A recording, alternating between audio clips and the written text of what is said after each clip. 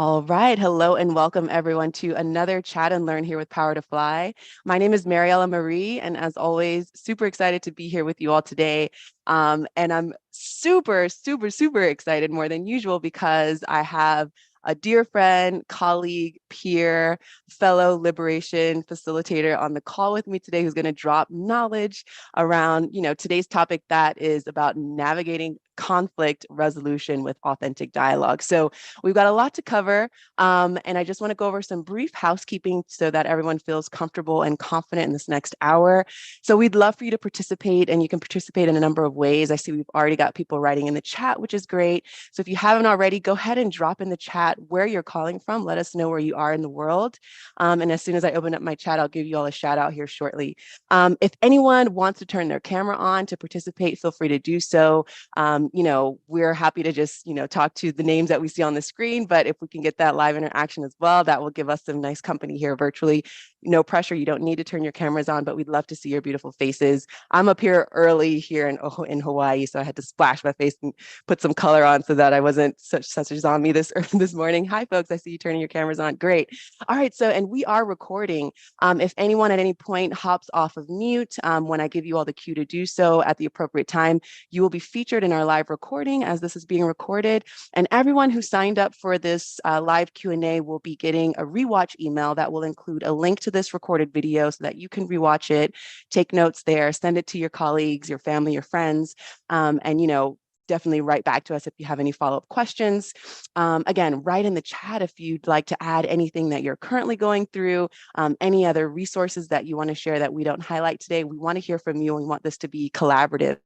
So if anyone has any sensitive information and you'd like to be kept anonymous, please just find me in the chat box under Maryella Marie. You can write to me privately there and I will raise your question or your reflection and keep you anonymous. So let's move right on to introduction. So it's been a while since I've hosted here on Power to Fly. I am taking my tour here in the States. I usually live in Patagonia in Argentina, and I'm currently in the States, hopping around visiting family. But since it's been a while, I'll give a brief introduction of myself if for newcomers who haven't seen me already on the Chat and Learn program. So again, my name is Maryella Marie. I use she, they pronouns. I do a lot of things. I wear many hats, but for the sake of this conversation, I'm a social impact producer. I've worked with my peer on the line here that I'll pass the mic in just a second. We've just recently produced a podcast that I definitely suggest you all check out. I'll drop the link there shortly. I'm a liberation facilitator. I love speaking about emotional intelligence and helping for people to develop and practice emotional intelligence at home, at work, and at play. So we'll drop some links a little later so that you can keep in touch with us after this hour, because this hour is going to fly by really quickly. And I won't read what's on the screen here, but would love to connect. So feel free to connect with me on LinkedIn, or as I said, again, I'll write in the chat how to personally connect with me via email. And so without further ado, I'll pass the mic to Dr. Soon-Jahta. Soon-Jahta, let us know a little bit about yourself. I know that I have the honor of working with you personally, but if you could briefly, let us know where you're calling from, let us know why you do what you do, and then we will move into setting the stage for today's conversation. Thanks for being here, Soon-Jahta. All right. Thank you, Maryella. Thank you for teeing that up. Thank you for the introduction. And hello to everyone. As Maryella said, my name is Soon-Jahta. Soon-Jahta, spelled differently, but pronounced the same. And, there's a lot of info about me on the screen, so I won't really dive into that. What I will share briefly is just that I'm originally from Philadelphia, Pennsylvania, currently living outside of Atlanta and Douglasville, Georgia. And I'm passionate about people. At the end of the day, like, the reason I'm here, the reason why I do what I do is because I have a baseline love for humanity. I have a baseline love for everyone, and I see the best in everyone. And I have this innate, undying belief that, we can get along. We can truly thrive together. We can communicate in ways that enhance who we are. We can find common ground, and we can truly, create thriving relationships no matter the context. So that's the spirit behind everything that I do. And as Maryella said, I wear a lot of hats, but you can learn about those things, at our website if you find some interest in this conversation, and we can get to know each other a little bit better. So I'll pass it back to you, Maryella. Awesome. Thank you so much, Sundiata. All right. So just want to also highlight that if you're joining us here today, if you signed up for this chat, stick around to the end because we're going to let you all know how you can get some one-on-one free coaching with us as it relates to conflict resolution. So stick around and we'll let you all know how to have a chance to win that with us. So just to set the stage for today's conversation, you all have submitted some great questions. Once Power to Fly published this conversation, you all signed up, you submitted some great questions. So we're going to walk through this next hour, hitting on your questions. And again, if anyone has any questions that come up during this conversation, it's not too late to throw those in the chat. And as time allows, we will filter through those questions that are, being asked in real time. So the main takeaways for today's conversation, we're going to talk about how to begin co-creating a thriving work culture. We're also going to dive deep into the power of authentic dialogue versus debate. And then finally, we're going to talk about how to strengthen your conflict resolution muscles and highlight essential skills on resumes, cover letters, and in interviews. All right, so I'm just going to stop sharing my screen real quick so that I can pull up these awesome questions that you all have submitted. And before we roll into the questions, I'm just curious to know from our live callers here today, just so we can see where you are in your journey, can you drop a +1 in the chat if you are currently going through some conflict in the workplace that you're looking to resolve, like now, like yesterday? Drop a 1 in the chat, or drop a 2 in the chat if you're here on more of a preventative side. You want to know how to resolve conflict should it arise in the workplace. So go ahead and drop a 1 in the chat if you need to resolve something right now, or drop a 2 if you're just curious on how to build these muscles. All right, I'm seeing a lot of 1s. At least I'm seeing some 2s. Great, lots of 2s, 1 and 2. Awesome. And I just also am seeing my chat now, so I want to shout out where folks are calling from. We got Portland, Oregon in the house, Atlanta, Georgia. We've got Seattle, Washington, Memphis, Portland, Oregon, Denver, Canada, Colorado, Michigan, Douglasville, California, Oregon, Toronto. Awesome. Washington State. Thank you all for dropping in the chat and participating. So yeah, we want this to be interactive. This information can get really heady, but we are human beings. So it's like we are going to experience conflict. This is what helps us grow, right? So even though we might be, going on more of the left side of the brain to figure out like the logical way of going through conflict and resolving conflict, this is a very human thing. So please try to engage, in your humanity as you're listening, and feel free to chat amongst yourselves in the chat box, be respectful with each other, because we do want you all to be able to share stories as well. All right, so Soon-Jahta, what do you say we get kicked off here with our first key theme, which is how to begin co-creating a thriving work culture. Now, I know you talked a little bit about what Grow Dialogue does, but feel free to share anything you'd like about this beautiful work that you're doing. I know you just came back from Amsterdam as well, working with the Nike team specifically on, this co-creating a thriving work culture. So before we get into authentic dialogue, can you help set the stage for this? And then I'll bring up some questions that folks have submitted as well. Sure. So yeah, you pointed out one team that we work with. We've had the pleasure of working with a team at Nike, a global team at Nike for the last 2 years, interfacing with their teams in Asia, Europe, as well as North America and Central and South America. And with that being said, one of the key things that, let's say, themes that continue to come up around, conflict in the work environment. And one of the things that you'll notice if you visit our website that we talk about often is just being intentional. The first step in resolving conflict is being intentional around creating a work culture where, resolving conflict is something that it's not something that you're doing on the fly. It's not something that you're doing when it arrives, but you're creating the conditions, creating the systems for, teammates to communicate, collaborate, and thrive together, which includes resolving conflict based on, how you're determining you want to show up for one another, as a team. And all that falls under the umbrella of culture. So, the thing I like to talk about in terms of beginning to co-create that thriving work culture is being intentional as that first step. And then the second step is agreeing to learn new skills together. Because, we all come to the team, to the table per se, with our various skill sets and our various knowledge that we've gathered throughout our careers, and just engaging with people, because a lot of this, in terms of resolving conflict, it's applicable in any context when it comes to dealing with people, right? Whether it be in our personal relationships or our work relationships. And one of the things that I had to, come to grips with when I began this journey is just having the desire and the need, and let's just say the awareness that I needed to learn new skills. So, are you working on a team where folks are open to learning new skills? That's really, really important. So I'll stop there for now. I love it. I love it. And I see the folks who have turned their cameras on. I see you all contemplating with us, which is great. We're not speaking about emotional intelligence in this chapter of our conversation, but when I work with Soon-Jahta and we do our trainings, I love speaking about emotional intelligence. So I just see I see you all looking up into the sky, reflecting as Soon-Jahta is speaking. And so, I do encourage you all to keep the mind body connected as we dive into these really chewy topics today. All right, so let's move on to this question that was submitted that I think we can put under the umbrella of co-creating a thriving work culture. And if this was your question that you submitted, let us know that you're here. We want to make sure that we get it covered. So this question reads, how can we build constructive conversations with toxic managers? Yeah, so what I want to say about this question is, I'm going to get into some more details as we get into the skills for authentic dialogue here shortly. But one of the things that stood out to me as I saw this question submitted was, again, how can you proactively create the conditions, for resolving conflict?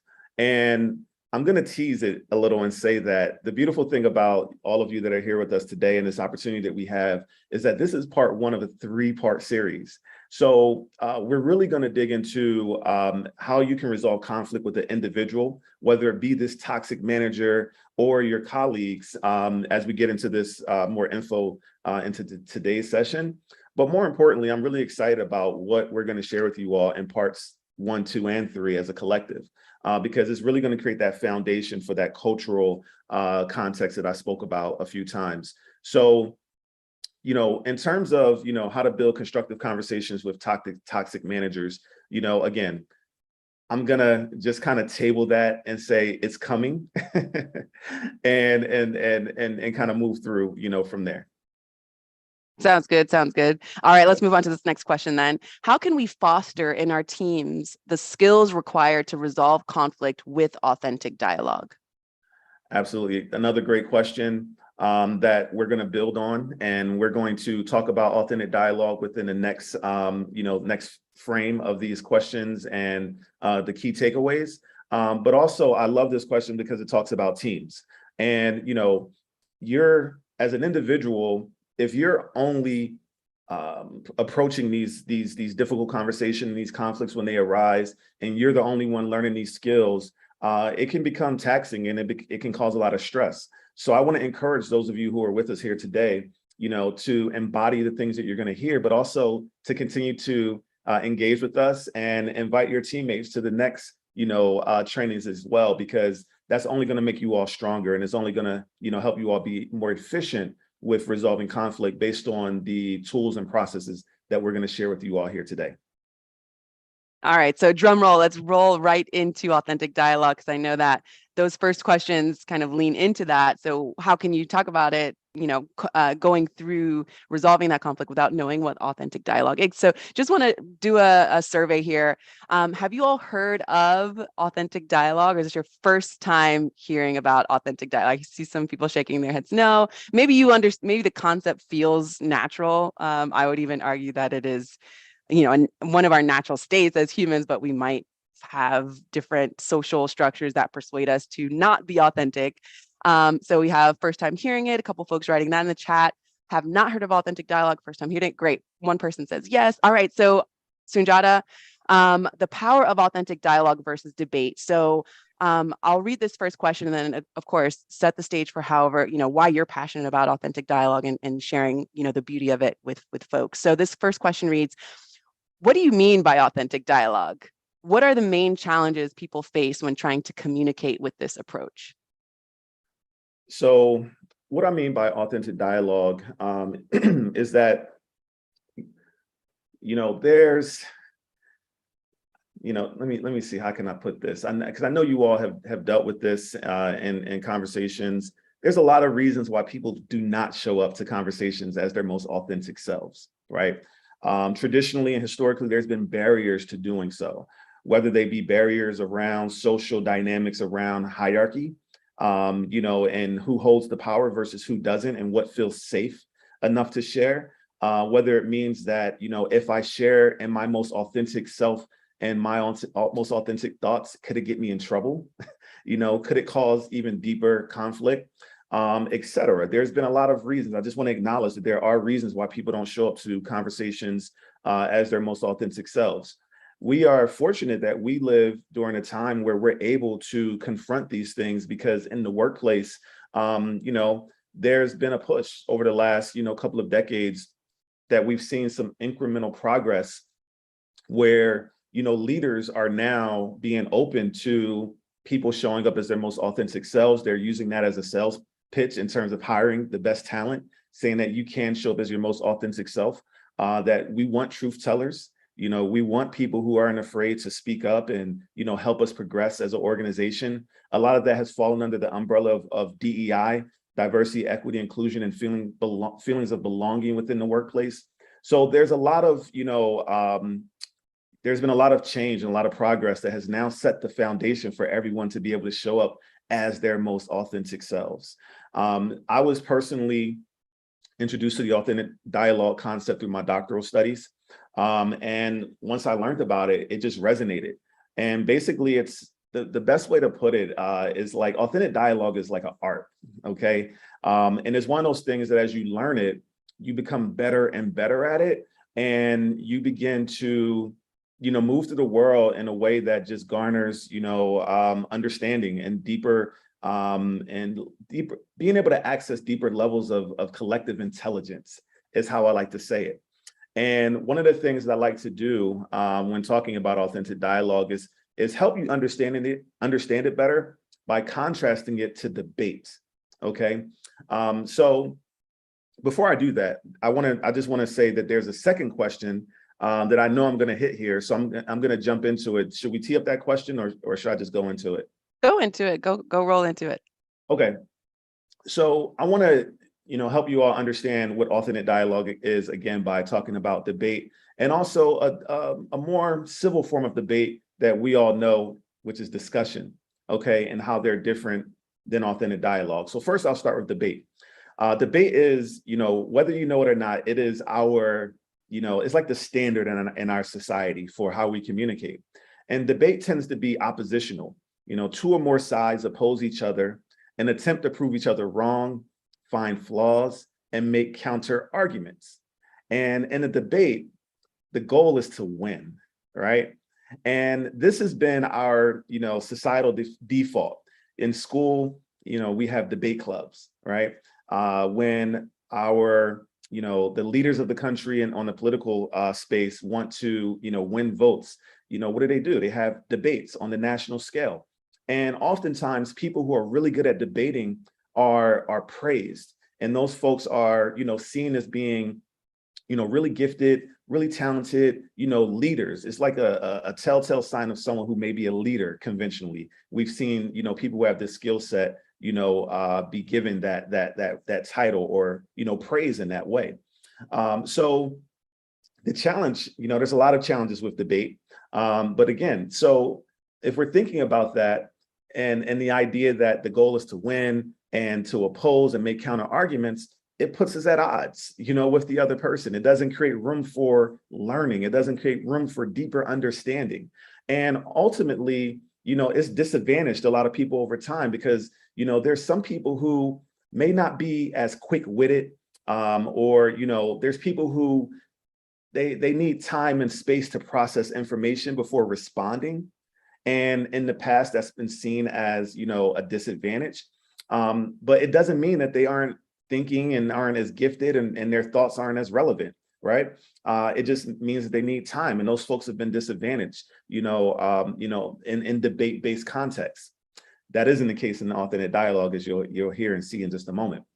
So next, I'll talk about discussion. So what is a discussion? Well, a discussion is really just, as I said before, a more civil form of a debate where opposing viewpoints are presented, analyzed, and defended, and then the participants decide which one is best. In a discussion, the participants want their own views to be accepted by the others involved, and the focus is still on winning rather than on learning. So in a discussion, one of the differences between debate is typically it doesn't escalate where tensions rise because folks aren't cutting each other off. They aren't really arguing, which tends to happen in a debate-based context. But folks are still listening, not to necessarily learn, but to respond and defend and to advocate for their point of view or their perspective to be the winning one, or the one that, you know, gets moved forward. And ultimately, it's like, you know, whoever doesn't win, they have to defer. Okay. So that's the differences between a debate or a discussion. And then lastly, let's talk about authentic dialogue. All right. In an authentic dialogue, people agree to freely explore issues and listen deeply to one another. They agree to surface, display, and inquire into their own assumptions so that they and others can reflect on them. The purpose of a dialogue, or more specifically, an authentic dialogue, is to go beyond any one individual's understanding. In an authentic dialogue, the goal is to access a collective understanding or collective intelligence. And ultimately, in dialogue, we're not trying to win. We all win if we're doing it right. So that's a high-level distinction, high-level overview of the distinctions between debate, discussion, and authentic dialogue. So the next thing that we're going to talk about is the 3 foundational skills for authentic dialogue. And I'll let Maryella share with you all the relevant questions that have been pre-submitted that I'm going to address when I talk about those foundational skills. I love it. I love it. I want to just also gauge our audience. Drop a 1 in the chat if you think in your life, if you just really scan through your life, if you've been in more debate-based situations. Drop a 2 in the chat if you've been in more discussion-based situations. Drop a 3 in the chat if you've been in more authentic dialogue-based situations. Wow, a lot of debate. Yeah. Okay, I Yeah. saw 3. And Laura wrote in the chat a little earlier, that's why I didn't go into debate, fast thinking, but slow processor. And I just remember, the trauma that one can feel in school when having to like stand up and defend your paper or defend your, viewpoint. And of course, it's training us to do certain things. I would argue that it's training us to like walk away from these essential skills, right? These soft skills that a lot of folks are asking for today. Was like, but y'all didn't prepare us for that in high school or, in middle school. Y'all were asking us to, go into this debate stage and not really listening to ourselves and other people. So, we're adults now looking for work or looking to be better in our work. And now we have to, rebuild those muscles. So, all right, great. There was a little second part to the question earlier that I want to go back to before we move on. How can we make sure the conversation doesn't turn into a debate? Do you want to hit on this now or a little later? I'm sorry, I was just looking at the last comment in the chat from Marge, but could you say that again? Yeah, no worries. Marge said you needed an option for dictatorship. Fortunately, I don't work there anymore. Okay, thanks for writing that, Marge. I don't work there anymore, Marge. I'm glad you don't work there. Yeah. So the second part of the question was, how can we make sure the conversation doesn't turn into a debate? Do you want to touch on this now or a little later? Yeah, I'm going to touch on that later. So I'll just say, Perfect. hold on for that one. Sounds good. All right, so let's dive into the 3 foundational skills then. So transitioning into the 3 foundational skills for authentic dialogue that you're going to cover in a minute. These are some of the questions that align that were pre-submitted here. So first question reads, how can we check in with ourselves to make sure we're showing up intentionally to a dialogue? Could you read all of them? Because I'm going to cover all of them. Sounds good. The next question, how would you leverage authentic dialogue as a tool to deal with conflict with our clients? And the last one, my desire to avoid confrontation will leave things unresolved. How can I find the power to speak up? How can I make sure I'm approaching this conversation in a way that will foster amicable dialogue? Awesome. Thank you. So I wanted to make sure that if you pre-submitted that question, that you are like really listening up for the things that I'm about to share and how your question will be addressed. So again, the 3 foundational skills for authentic dialogue are they really address everything that was just asked, and they really prepare you to approach conflict in a way where you're modeling, for others how you want to move forward with addressing the conflict in a way that de-escalates tension and in a way that creates the conditions where everyone feels heard and understood. And those three foundational skills are empathetic listening, empathetic questioning, and tolerance. So I'm going to give you a brief overview of what those three things are.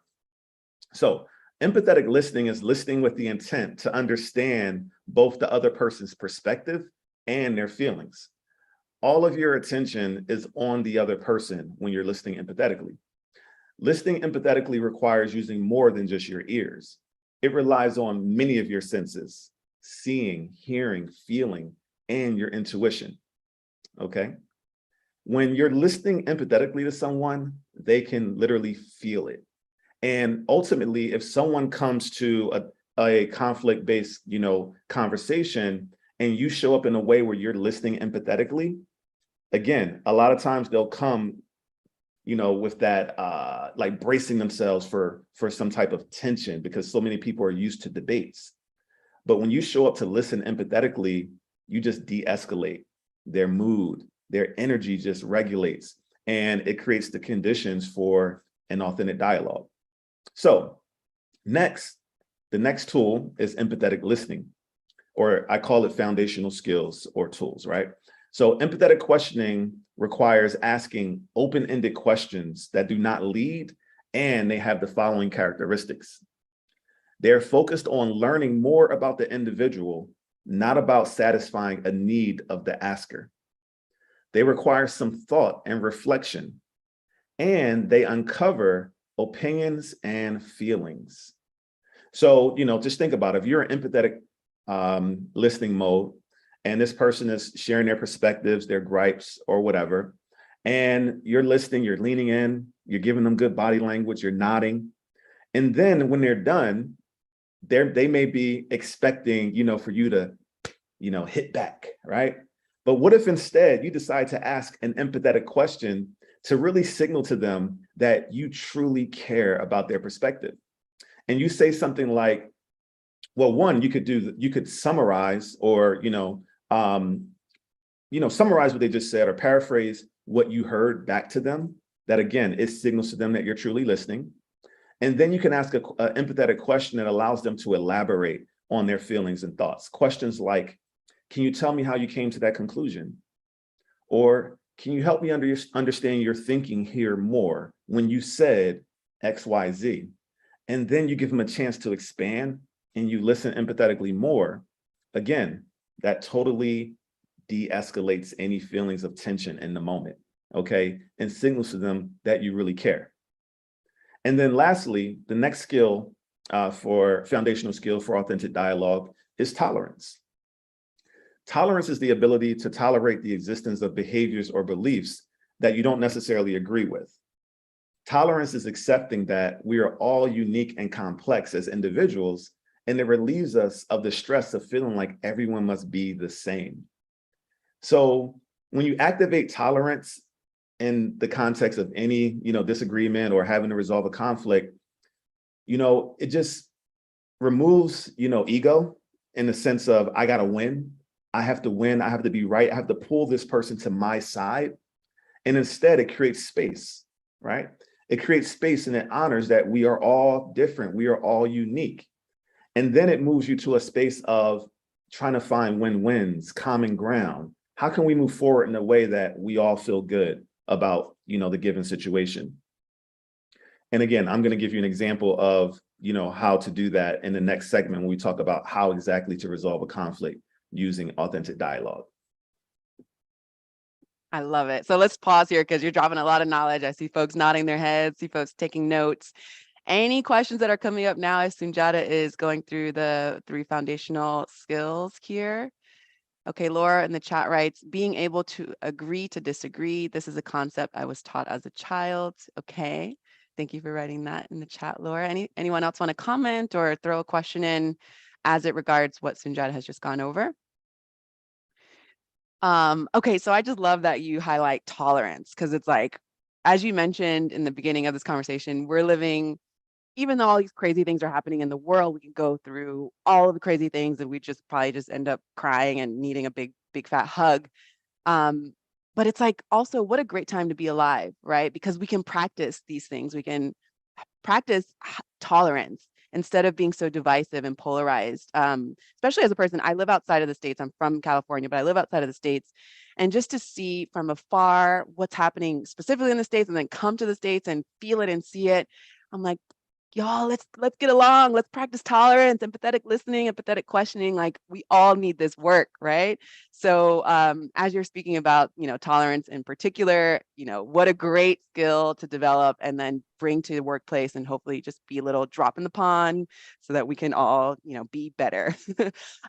So someone here in the chat wrote, how do you approach a situation where you are trying authentic dialogue, but the other person is still in debate mode? This is a question I think that was also pre-submitted. Do you want to touch on this now, Soon-Jahta? Yeah, actually, no, it's a great question, and it's actually teeing it up for the next segment here that I'm going to go into. I'm going to address that in the next segment. You'll see. Great, great. All right, so let's just move on now to the next segment. So how to resolve a conflict using authentic dialogue. So we had that question that was written in the chat. And I'll just piggyback on with this next question here. Which is the best way to handle a conversation when someone comes to it spoiling for a fight or battle? Yeah, that's a great question, and it's kind of similar to some of the questions that are being submitted in the chat right now. So what I'm going to do now is I'm going to give you all a framework for how to do just that. A framework for more specifically how to engage someone in an authentic dialogue that has not been trained on authentic dialogue, that has not learned about, the differences that you just learned between authentic dialogue, debate, and discussion. Those who have not been exposed to and learned the three foundational, skills for authentic dialogue: empathetic listening, empathetic questioning, and tolerance. How do you have an authentic dialogue with someone that hasn't been exposed to these things? And that is exactly what I'm going to share with you now, a scenario on how to do that.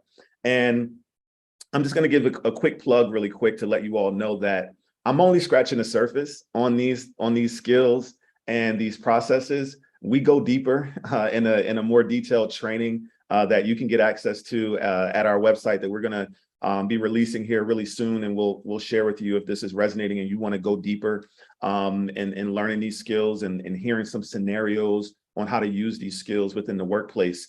Just wait, we'll share that towards the end. But with that being said, when you you approach a situation and you first notice that there's some tension, right, and you notice there's some conflict that has to be resolved, instead of, now that you're armed with these skills and these awarenesses, instead of arguing or getting into debate mode, instead you say something like this. I'm going to use Maryella. I would say, okay, Maryella, I hear what you're saying and I understand. So instead of arguing or debating about this, can we agree to hear each other out and then try to find some common ground? And then you pause and you wait. Okay, so in this instance, Maryella, what would you say? No, I would say yes. I Right. mean, but Most people are going to say yes, right? Most people are going to say yes, right? But here's the key. One of the things that we teach in our team trainings with authentic dialogue, and which you get in our larger form trainings, fleshed out trainings, is that in order for an authentic dialogue to occur, people have to opt in. Because yes, it is absolutely impossible to have an authentic dialogue with someone who's intent on having a debate. So one of the tricks to getting someone to opt into an authentic dialogue that hasn't sat down to learn this skill with you, like we do in our team trainings or the trainings we do with families, et cetera, or couples or partners, et cetera. This is how you get folks to opt in without even knowing they're opting into an authentic dialogue, is you say something like what I just said. And I'm going to say it again. Hey, Maryella, I hear what you're saying. I hear, your gripe here, but let's not argue or debate over this. Can we agree to hear each other out and then try to find some common ground? Would that be okay? yes, thank you, Sundiata. That would be great. Thank you. And just like that, by me pausing and waiting for an answer, when Maryella says yes, That's Maryella opting in to an authentic dialogue without even knowing it. The next thing that you're going to say is something like this. Okay, great. Let's take turns speaking and listening. You go first. Again, you're signaling to this person that you're showing up to speak and listen, okay, so that they can be heard, but also that you want to be heard.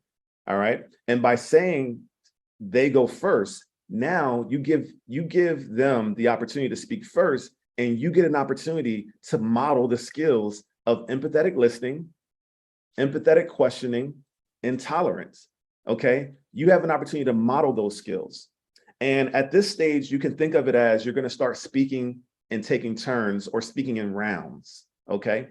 So again, if we're looking at it like we're speaking in rounds, in round one, the other person will speak and then you'll listen. All right. And then you'll listen, but you'll also ask empathetic questions, right? You're also exercising that tolerance. And during round two, when it's your turn to speak, before you speak, you're going to remind the other person that you listen to them without interruption and ask questions so that you can understand them better and that you would like for them to do the same thing for you. So this is how that would sound if I was saying that to Maryella. I would say something, first I would ask Maryella, after listening empathetically, I'm going to ask some empathetic questions. And then I'm going to say, okay, I really feel like I understand, where you're coming from here, Maryella. And so is it okay that now I share my perspective on this situation? And you'll notice that, while you were speaking, I didn't interrupt. I listened intently, and I even asked you some questions so that I could better understand you. Would you be able to give me the same space to kind of get my feelings and perspectives out on the situation that I just gave you? Yes, that sounds like a good idea, Soon-Jahta. I'm giving, best case scenario, someone says yes, right? Yeah. And here's what I've learned. Once you've modeled that and you've shown up that way and you've let them know that you listen to them, most people are going to do the same for you. However, you're going to start talking, and then some people, they may revert back to their old ways just out of habit. And when that happens, it's okay. Again, just remind them and just say, well, hold on, Maryella. Remember, I listened to you without interruption, and I really would appreciate it if you give me a chance to really, flesh out and just hear me out before you speak again, because we're taking turns.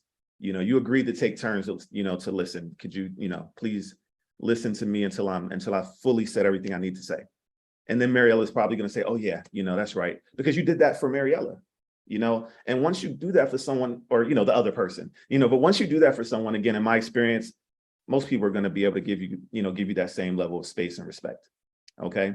So now after you've had your chance to, say everything that you've had to say, and they've heard you, and you both have listened to each other empathetically, et cetera, you're next going to, go into what I like to call round three, which is proposing a win-win solution by saying something like this. Okay, thanks for listening to me, Maryella. So let's propose a solution that considers both of our needs. Excuse me. Let's propose a solution that considers both of our needs that we can both agree to. Okay. And once Maryella says, okay. And you notice all along, I'm always asking for consent. I'm always waiting for Maryella to opt in, right? Because by being patient in that way, it keeps us out of what typically happens in the debate-based context where folks are talking over one another, and cutting one another off. And when that happens, tensions rise, right? Arguments can happen, tempers can flare. But when you're patiently asking questions, taking turns speaking and listening, asking for consent, it keeps the tension low and it de-escalates things all along the way.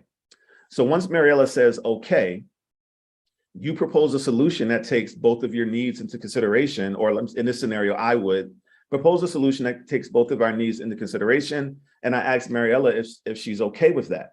Okay. And Maryella could say yay or nay. And if Maryella says yay, then I could say, okay, well, how would you revise this proposal in a way that, takes both of our needs into consideration? And then we literally go back and forth proposing, solutions until we come up with something that we both can feel good about trying out. Does that make sense? Yes, I see some heads nodding. Yes, great, great. Okay.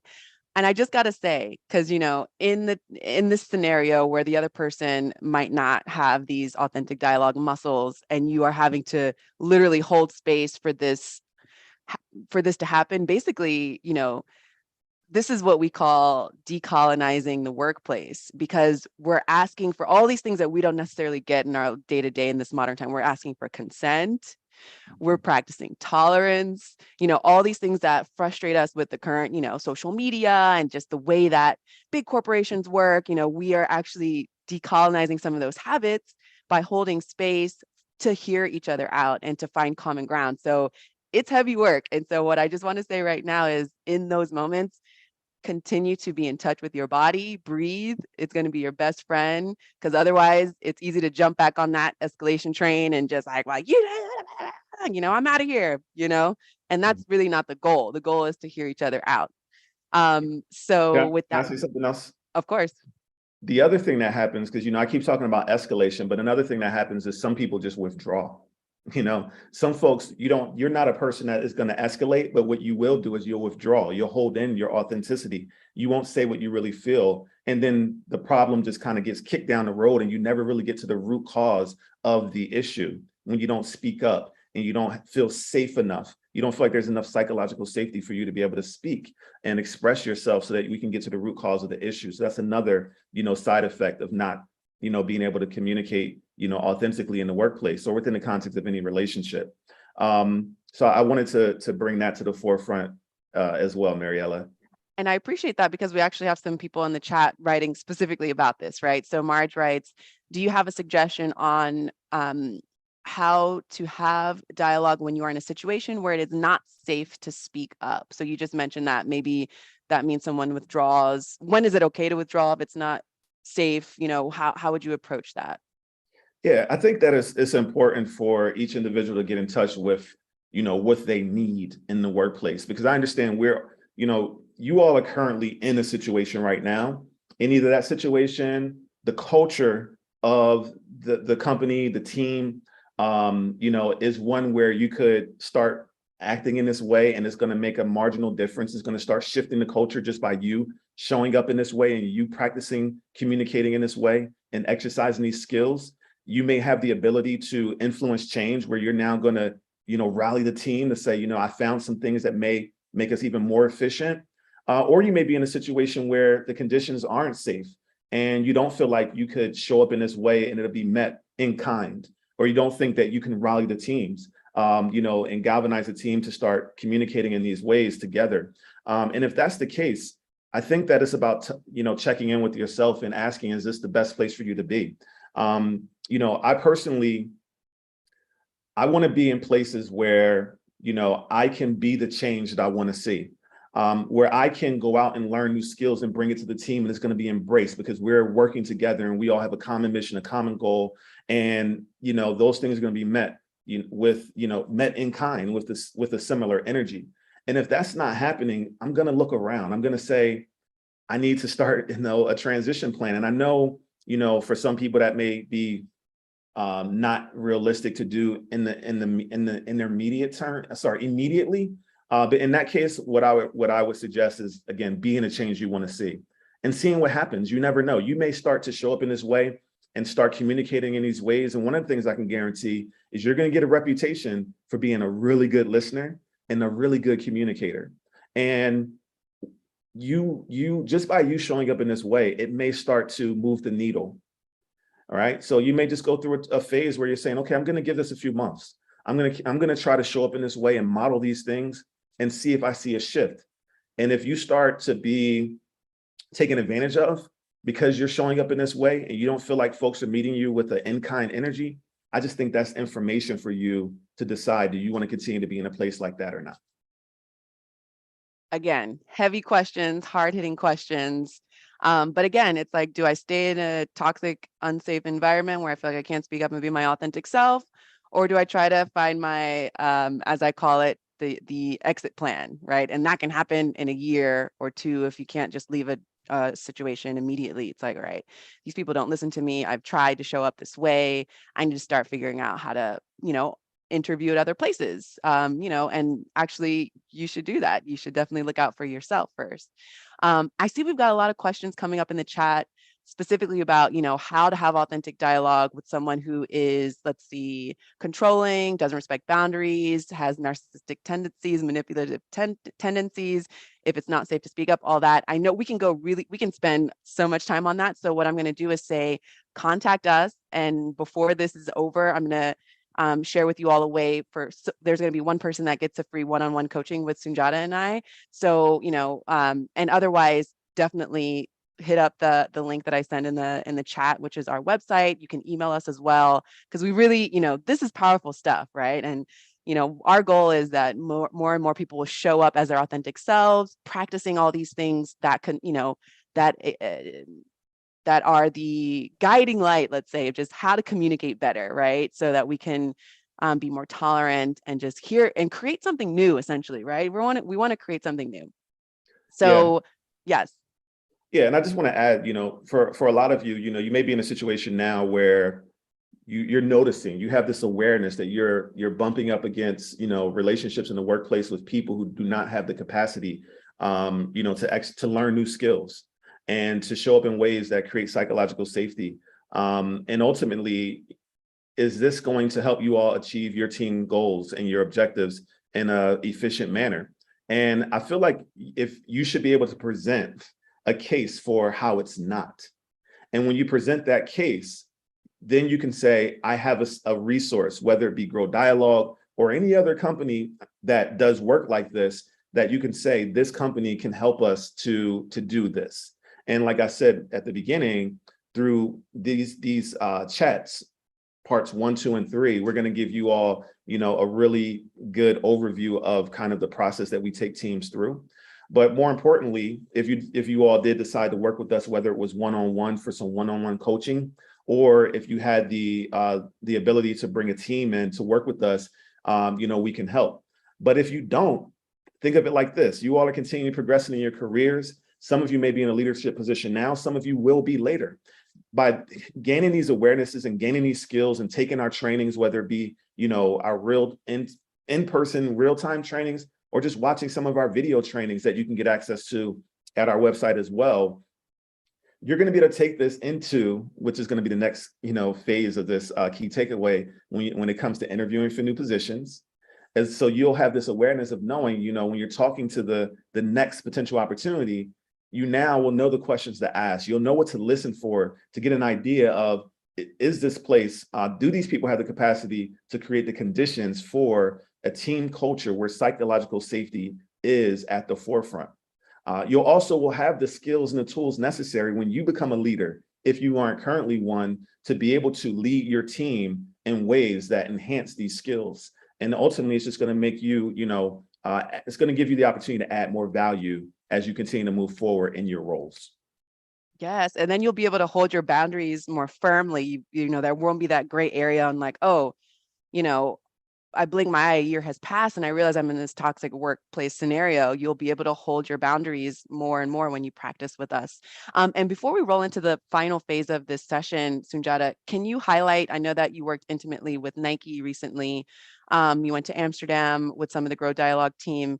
Is there anything that you can share, any highlights from working with this, big corporation on, specifically authentic dialogue in this case? Because I know you did a lot of other things with the team, but would love to hear, some highlights from that. Oh my goodness, absolutely. So again, there's some testimonies at our website about our coaching, our individual one-on-one coaching, but also about some of our team trainings as well. And what I could say specifically about the authentic dialogue training that added a lot of value is we've had leaders come to us and say that their team members are just they feel more empowered to speak up and be authentic and exercise their voice. And how that has taken a lot of pressure off of leaders that have to feel like they have to be the problem solvers. They have to be the ones that are the go-betweens, et cetera. Because in a lot of instances, leaders want to empower, their team members to be their own solution, resolve their own conflicts and feel empowered to do so, whether it be with other teammates or whether it be with their leader. And, when we go through the authentic dialogue training with teams together, that alone signals, that we're all here for this. We've all heard this, so it feels safe enough for us to do this. So yeah, it's been invaluable. I can think about, again, I've received emails, from team members who just said how it just not only enhanced, their day-to-day work within their teams and those communication dynamics, but when they showed up to the interview for the next position, how they were able to show up, feeling more empowered and feeling stronger and voicing, who they are, and how that has allowed them to show up differently when seeking other opportunities, et cetera. So it's invaluable in so many ways. I love it. I love it. So today we're focusing more on individuals, but as Soon-Jahta mentioned in part 2 and part 3 of this conflict resolution series, we're going to focus on teams. So if you already know that your team would love this or your company would love this, definitely sign up for part 2 and part 3. That's going to be in January and February. But for those who are joining now and you want more of the one-on-one individual, training or consultation, we want to offer those of you who have signed up for this chat the opportunity to get a free 30-minute one-on-one, career coaching conflict resolution session with us. So I know in the beginning of this conversation, I asked if you need it now, press a 1, drop a 1 in the chat, or if you're just, wanting to do preventative work, press 2, and drop that in the chat. So this is your time to, continue the conversation with us, because the hour has flown by. We've covered a lot, but maybe you need some, one-on-one support here. So this is how you can get a chance to get that support. So go to our website. I'm gonna drop it again in the chat along with our emails.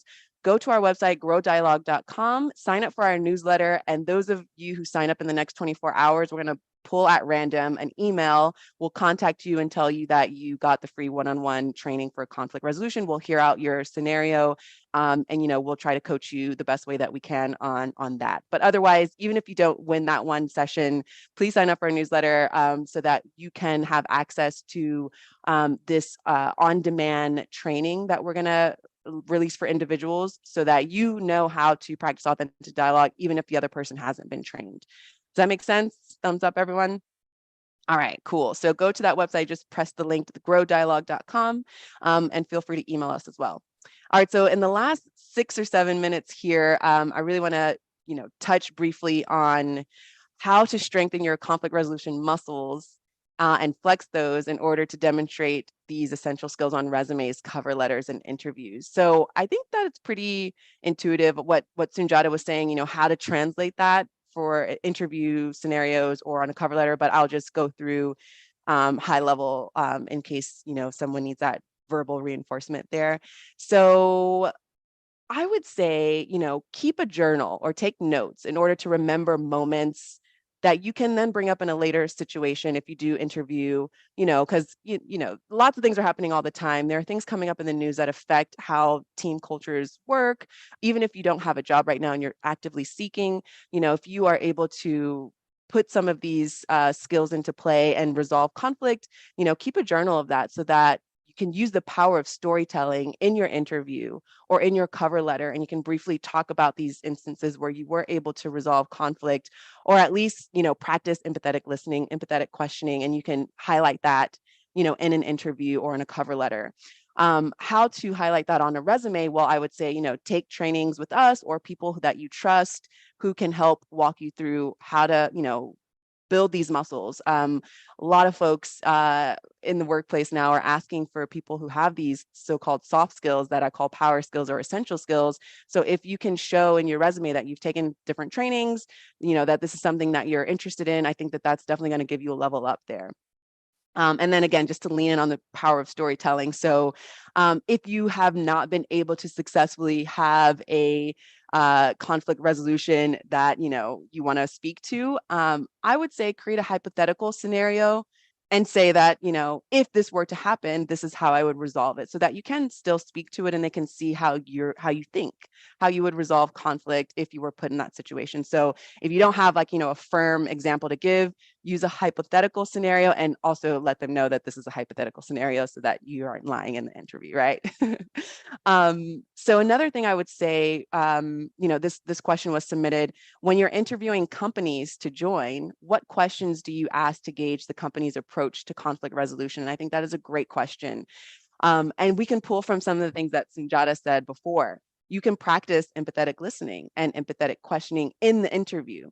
And that's gonna, I mean, like we said before, it feels different to be in a space like that versus, I'm high on coffee right now and I want to give all the bullet points of all the great things and this is why you should hire me. And it's like, okay, we're gonna put this, we're gonna think about it, kind of thing. But if you can practice empathetic listening, empathetic questioning, you know, here's a great question to ask. Does your company have an employee resource group that leans into conflict resolution and other essential skills?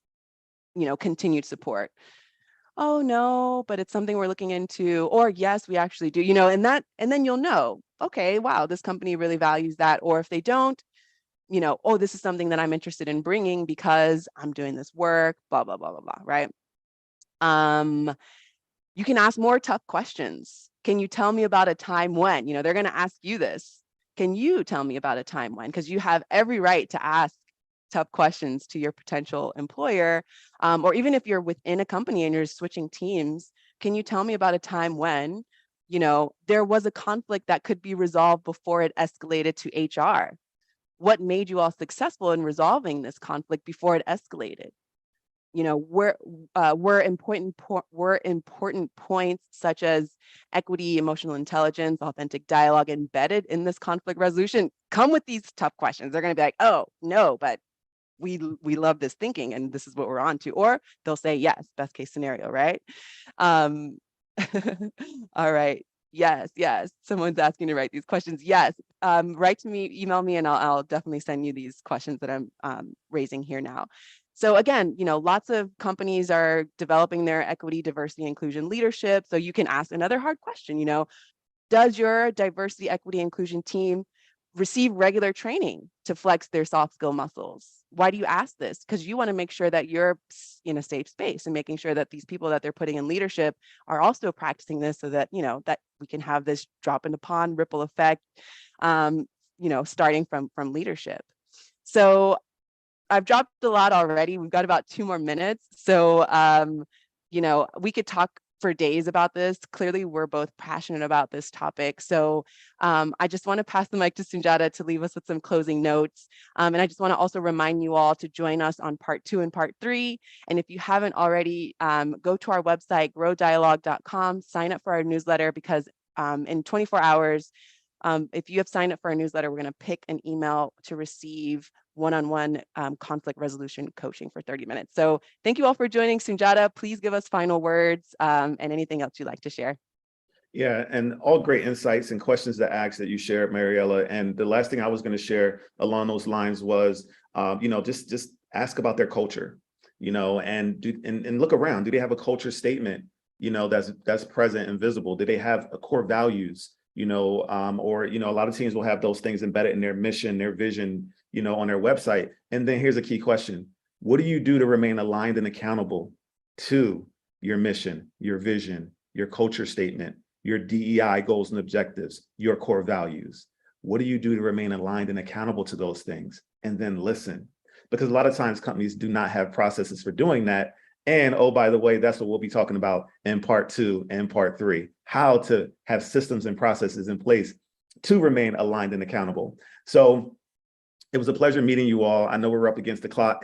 So thank you for being here. Thank you for taking the time to be here. And we hope to hear from some of you and hope that we can be a resource for you all going forward. Thank you. Yes, thank you so much, Soon-Jahta. Thank you for everyone who's joining us. Good luck. Reach out to us. Go to growdialogue.com. This is, continued work, and it is a practice, right? You can't just listen to it and have this logical perspective of doing this. So please, reach out to us, and we look forward to meeting you all soon. Take care, everyone. Peace.